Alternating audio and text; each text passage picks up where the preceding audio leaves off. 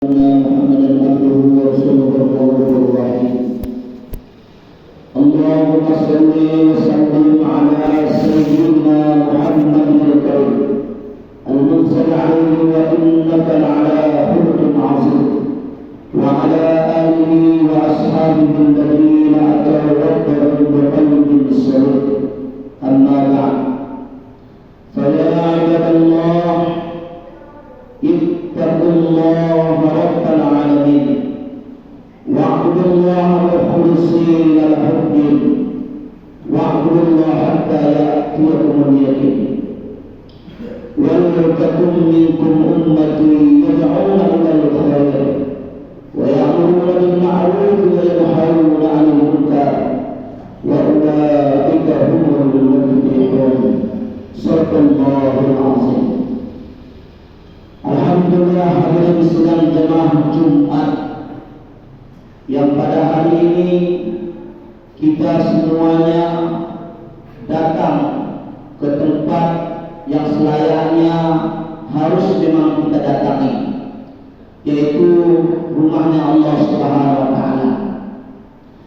Maka hadirin sidang jemaah Jumat rahimakumullah, di hari yang sangat mulia ini, di bulan yang sangat mulia ini, maka mari sama-sama kualitas ibadah kita betul-betul kita perbaiki, supaya hadirin ketika kita nanti menghadap Allah Subhanahu wa taala, kita tidak malu kepada baginda Muhammad sallallahu alaihi wasallam. Hadirin sedang jemaah Jumat rahimakumullah, kalau misalnya ditanya kepada seluruh manusia, jangankan orang yang berakal, orang yang tidak punya akal pun, kalau kita tanya apakah kau ingin bahagia, maka orang akan menjawab, ya saya ingin bahagia. Seluruhnya. Apa sebab seperti itu, hadirin? Karena kudrat manusia diciptakan ingin bahagia. Maka dengan ini Allah Subhanahu wa taala mengutus daripada Rasulullah sallallahu alaihi wasallam untuk memperkenalkan kepada manusia caranya bahagia itu bagaimana, caranya hidup itu bagaimana, supaya kita ini hidup tak capek-capek. Ada mungkin umur kita 70, 60, 50. Nanti ketika kita dipanggil oleh Allah Subhanahu wa taala, seluruh umur yang pernah kita jalani itu tidak sia-sia. Rasulullah sallallahu alaihi wasallam telah mengajarkan kepada kita. Maka hadirin, begitu Rasulullah sallallahu alaihi wasallam mengajarkan kepada manusia, yang pertama kali yaitu sahabat-sahabat Rasulullah sallallahu alaihi wasallam. Karena sahabat-sahabat dahulu ada yang badannya kuat, ada yang kaya, ada yang miskin, lengkap semuanya. Tetapi kehidupan mereka tidak ada satupun berkesan dalam hatinya. Sebab hadirin, rata-rata sahabat dahulu, kesenangan dia, kesusahan dia diwariskan dengan keturunan. Contohnya hadirin, sahabat Bilal bin Rabah radhiyallahu anhu. Beliau bahkan hadirin, badannya pun bukan dia punya, orang yang punya. Maka dahulu dikatakan hamba sahaya. Maka Rasulullah memperkenalkan kepada Bilal bin Rabah, wahai Bilal, mau enggak kamu ini supaya hidupmu senang, supaya hidupmu bahagia, walaupun mukamu hitam, pendek, legam, rambutmu kerimbung, supaya kamu senang. Saya ingin kenalkan kamu ini, biar kamu ini menjadi manusia berkualitas. Maka Bilal bin Rabah radhiyallahu mengikuti apa yang dianjurkan oleh Rasulullah SAW, dan beliau pertahankan sampai akhir hayatnya. Maka hadirin, di akhir hayatnya kita kenal Bilal bin Rabah menjadi seorang gubernur di Al-Habsyi. Bayangkan hadirin, orang tak pernah sekolah, dari hamba sahaya. Hamba sahaya ini hina kali hidup di zaman dulu. Tetapi hadirin, karena dia mengikuti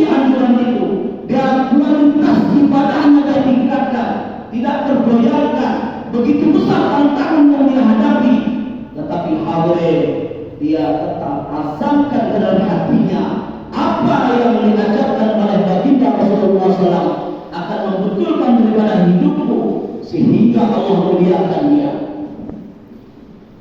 Maka hadirin sekalian rahimahullah, begitu juga ada seorang manusia yang zaman Nabi. Ada satu lagi namanya Abu Jahal, ada satu lagi namanya Umar bin Khattab. Dua orang ini paling ditakuti di bangsa Quraisy. Kalau dua orang ini tampil, tidak ada satu pun berani mengangkatkan tangan, melihatkan muka, melihatkan badan. Orang yang sangat ditakuti. Tetapi hadirin, begitu ada kabar kepada mereka berdua, yang satu menyahuti, yang satu tidak menyahuti, sehingga hadirin, Umar bin Khattab radhiyallahu anhu yang dulunya hanya ditakuti di kalangan manusia, ketika Allah SWT angkatkan derajatnya, maka jangankan manusia, sampai iblis pun takut dengan namanya Umar bin Khattab. Bahkan sebuah hadis dalam kitab Bukhari dikatakan, apabila rumah kita didatangi makhluk-makhluk yang mengganggu kita, cukup tulis depan pintu kita Umar al-Khattab.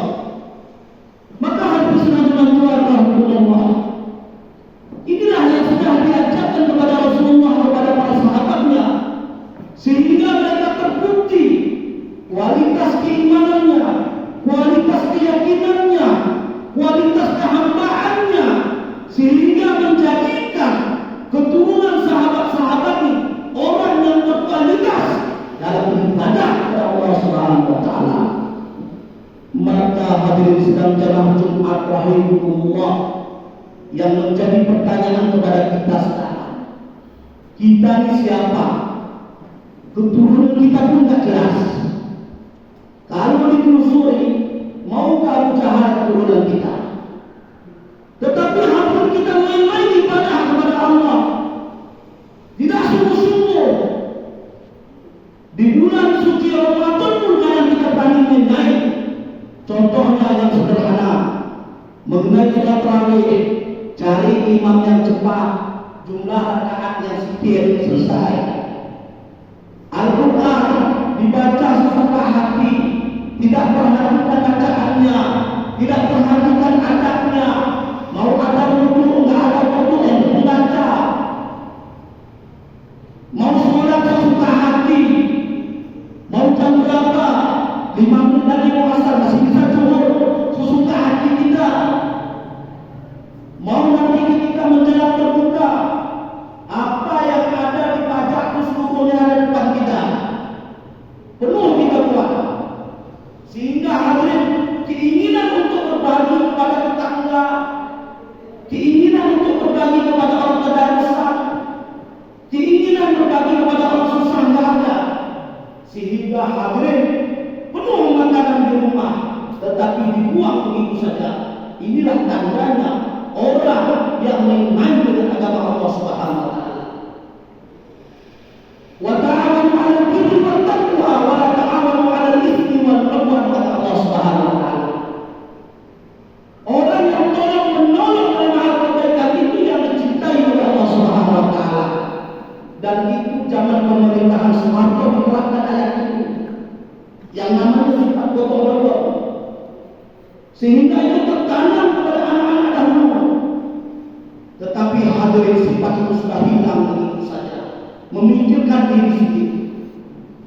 Maka hadirin sebagai jemaah rahimahullah, inilah kesempatan kita di bulan Ramadan ini, harus kita perbaiki semuanya. Kualitas ibadah kita, kualitas berbicara kita kepada anak dan istri, biasanya kasar, maka menurunkan. Anak kita tidak mengaji, perhatikan. Istri kita keluar rumah tidak untuk Allah, perintahkan. Habis sholat maghrib, televisi dimatikan. Hidupkan suasana agama dalam rumah kita. Karena hadirin, inilah jalan satu-satunya yang bisa menyelamatkan keluarga kita di akhir zaman yang penuh dengan fitnah. Ada suatu zaman lagi, mulai orang menggelar. Fitnah terbesar dalam kehidupan manusia nanti adalah hubungan dunia. Hatinya gelisah. Besok saya mau makan apa? Anak saya tamat SMP, saya masukkan ke mana? Istri saya pakaian dan lebarannya belum dibeli. Oh, udah masuk tengah Ramadan, lebaran belum satu pun dimasak. Ini termasuk daripada dunia, memikirkan dunia. Tapi kita tidak tahu hadirin di sebelah negeri sana. Tahun Ramadan kemarin kebetulan kami imam di Malaysia. Dari bulan mulai 1 Ramadan sampai 30 Ramadan di satu kampung desa Litok misalnya ada 120 kakak buka puasanya ada di rumah satu, semuanya listrik, anaknya, istrinya, bahkan mamanya yang lumpuh pun dibawa ke masjid, penuh masjid itu. Kalau pergi kita ke rumah nggak ada, habis sholat tarawih baru ada orang di rumah. Begitu semangatnya orang meyakini di bulan suci Ramadan penuh dengan pengampunan, selalu kita bicarakan. Di bulan suci Ramadan penuh dengan rahmat, penuh dengan maghfirah. Tetapi hadirin, rahmat itu tinggal dengan rahmat. Maka itu harus kita pikirkan. Jangan hari-hari dalam pikiran kita, hanya dalam keinginan kita. Dunia kita besar, sudah punya 1 hektar ladang, 2 hektar lagi, sudah punya 1 kali sawah, minus 10 kali lagi, tetapi berbagi tidak pernah. Cantumkan di depan masjid nama-nama orang yang datang kopi. Kopinya cuma datang, kuehnya tak datang. Orang tua tadarusan tidak dikontrol sama orang tua. Anak-anak lompat-lompat sehingga pening kepala imam masjidnya. Diingatkan tadarusan sampai jam 10 cuma boleh. Karena orang tua yang tidak ada cinta kepada kualitas ibadahnya. Kalau orang dahulu anak-anak tadarusan, orang tuanya membimbingi, tentu kampungnya dulu membetulkan bacaan anak-anak, sehingga dahulu hadirin orang tadarusan santun sampai subuh. Sebab apa? Kualitas dari ibadah yang dijaga. Kalau kita sekarang hadirin, fitnah paling besar selalu kami sampaikan. Fitnah paling besar yang sekarang sudah terang-terangan, yaitu handphone. Baik orang yang sekolah ataupun tidak sekolah, ini maksiat yang besar sekali. Bahkan kita bangga hadirin, anak belikan HP, pasangkan wifi di rumah, menep anak kita dalam kamar, tahu-tahunya sudah penting, wajib dinikahkan. Kalau tak mau, ini sudah menjadi realita dalam kehidupan kita. Maka hadirin sekalian rahimahullah, mungkin tahun ini kita berkesempatan, yaitu di bulan suci yang mulia ini, kita perbaiki semuanya supaya hadirin ketika nanti kita kembali kepada Allah Subhanahu wa taala, kita dalam keadaan tersenyum. Anak kita dalam keadaan berpikir, oh bapak saya sudah meninggal, maka doa yang harus saya doakan kepada orang tua saya. Istri kita berpikir, suami saya telah meninggalkan kita, maka bagaimana jadilah yang harus saya pikirkan. Kalau ini hadirin kita ajarkan, kita tingkatkan kualitas daripada pemahaman agama kita kepada anak dan istri kita, maka insya Allah kampung kita, rumah kita, teman kita, keluarga kita, semuanya dirahmati oleh Allah Subhanahu wa taala. Sehingga hadirin ketika kita nanti dipanggil oleh Allah Subhanahu wa taala, kita dikumpulkan oleh Allah di dalam surga Firdaus Allah Subhanahu wa taala. Sehingga hadirin, disitulah baru ketawa-ketawa kita.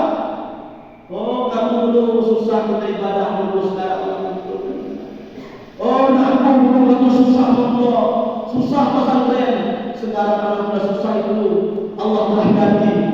Oh, kamu dulu saya sekolahkan tinggi-tinggi, tetapi kamu telah berbuat kebaikan, Maka sekarang Allah mengumpulkan kita yang sedih hadirin, orang yang takut ketika dia dipanggil Allah sampai nanti di padang mahsyar tidak apa-apa lagi yang dia bawa, sehingga bentuk badannya pun Allah ubah apa amalan dia ketika dia hidupnya.